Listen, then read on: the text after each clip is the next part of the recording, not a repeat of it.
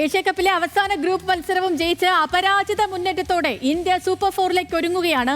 ഒമാനെ 21 റൺസിനാണ് India തോൽപ്പിച്ചത്. Asia കപ്പിലെ ആദ്യ ഇന്നിംഗ്സിൽ തന്നെ അർദ്ധ സെഞ്ചുറി നേടി സഞ്ജു സാംസൺ കളിയിലെ താരമായി. നാളെ പാകിസ്ഥാനെതിരെയാണ് സൂപ്പർ ഫോറിൽ ഇന്ത്യയുടെ ആദ്യ മത്സരം. T20 ക്രിക്കറ്റിലെ അപ്രമാദിത്യം ഏഷ്യ കപ്പിലും ഇന്ത്യ തുടരുന്നു. അവസാന ഗ്രൂപ്പ് മത്സരത്തിലും വിജയിച്ച് അപരാജിതരായി സൂപ്പർ ഫോറിലേക്ക്. ഏഷ്യ കപ്പിലെ ഗ്രൂപ്പ് ഘട്ടത്തിൽ ഇന്ത്യ പരീക്ഷിച്ചത് സന്തുലിതമായ ടീമിനെ. ടീമിൽ 8 ബാറ്റിംഗ് ഓപ്ഷനുകളും 8 ബോളിംഗ് ഓപ്ഷനുകളും സ്പിന്നിനും ഒരേപോലെ പ്രാധാന്യം നൽകിക്കൊണ്ടാണ് ഗൗതം ഗംഭീർ ടീമിനെ കളത്തിലിറക്കിയത്. ടൂർണമെന്റിൽ എതിരാളികളായി ആരുമില്ലാതെയാണ് സൂപ്പർ ഫോറിലേക്ക് ഇന്ത്യ എത്തുന്നത്. കടലാസിലെ പുലികളായി എത്തിയ പാകിസ്ഥാൻ ഇന്ത്യക്ക് മുന്നിൽ ഗ്രൂപ്പ് ഘട്ടത്തിൽ വീണു. സൂപ്പർ ഫോറിലേക്ക് എത്തുമ്പോൾ ഇന്ത്യയുടെ എതിരാളികൾ പാകിസ്ഥാന് പുറമെ ശ്രീലങ്കയും ബംഗ്ലാദേശുമാണ്.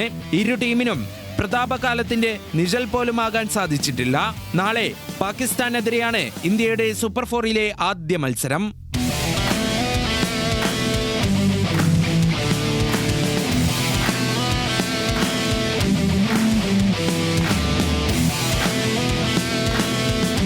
കുട്ടി ക്രിക്കറ്റിൽ 250 മത്സരത്തിന് ഇറങ്ങിയ ഇന്ത്യ ഒമാനിനെതിരെ ജയം സ്വന്തമാക്കി. 21 റൺസിനാണ് ഒമാനിനെ തോൽപ്പിച്ചത്. ആദ്യം ബാറ്റിംഗിന് ഇറങ്ങിയ ഇന്ത്യക്ക് തുടക്കത്തിൽ പിഴച്ചു. സ്കോർ 6-ൽ നിൽക്കെ ഗിൽ മടങ്ങി. പിന്നാലെ ഏഷ്യ കപ്പിലെ ആദ്യ ഇന്നിംഗ്സിനിറങ്ങിയ സഞ്ജു സാംസൺ അർദ്ധ സെഞ്ചുറിയുമായി കളം വാണു. ഒപ്പം അഭിഷേക് ശർമ്മയും അക്സർ പട്ടേലും തിലക് വർമ്മയും സഞ്ജുവിന് പിന്തുണ നൽകി.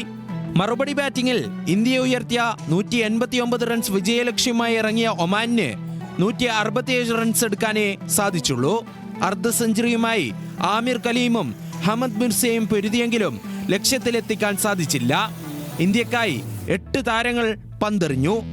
കുൽദീപ് യാദവ്, ഹർഷിത് റാണ, ഹാർദിക് പാണ്ഡ്യ, ഹർഷ്ദീപ് സിംഗ് എന്നിവർ ഓരോ വിക്കറ്റുകൾ നേടി. സൂപ്പർ ഫോറിന് മുന്നോടിയായി ഇന്ത്യക്ക് തയ്യാറെടുക്കാനുള്ള മത്സരം കൂടിയായിരുന്നു ഒമാനിനെതിരെ.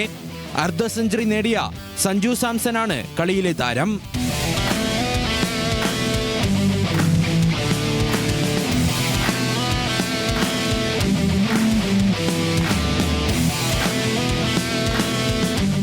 Sports desk, news Malayalam.